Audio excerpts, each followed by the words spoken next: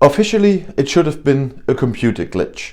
In fact, there was probably an Excel table that had grown too large behind the faux pas.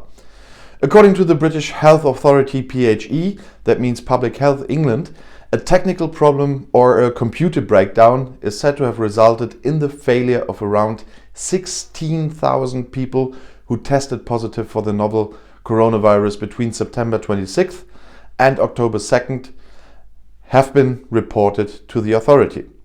In the UK, the PHE has taken over the role of the German Robert Koch Institute in Germany during the pandemic. The test and trace unit of the NHS, the National Health Service, the UK's national health system, is responsible for reporting positive tests to PHE. It is now caught in the crossfire of criticism.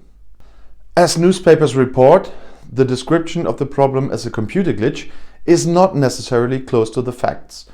According to newspapers, the reason for the loss of test data from 16,000 PCR positives is said to be much more mundane. According to this, the employees of the testing department of the NHS saved the data of the people who tested positive in an Excel database. The addition is probably done automatically as a new line per case. Now, over time, the Excel spreadsheet apparently got so large that it could not contain any more rows.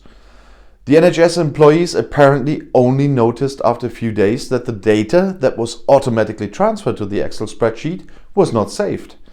In the future, the NHS wants to avoid the problem of using multiple Excel spreadsheets.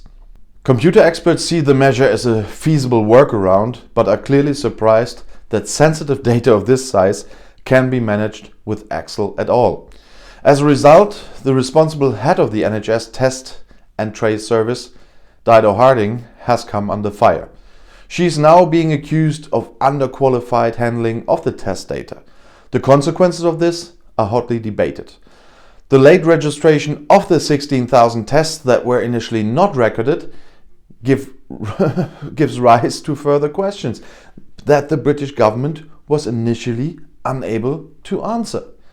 The most important one is likely to be whether the assessment of the pandemic situation on the basis of the new figures now also needs to be adjusted.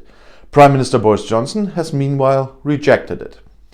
It is still unclear, however, whether the people not listed in the Excel table were treated, and not only treated, but treated appropriately by the local health authorities, and whether a contact was followed up.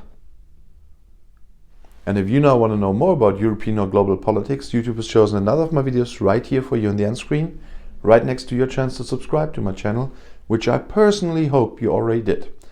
I'll see you in my next video. Click and enjoy. Viel Spaß!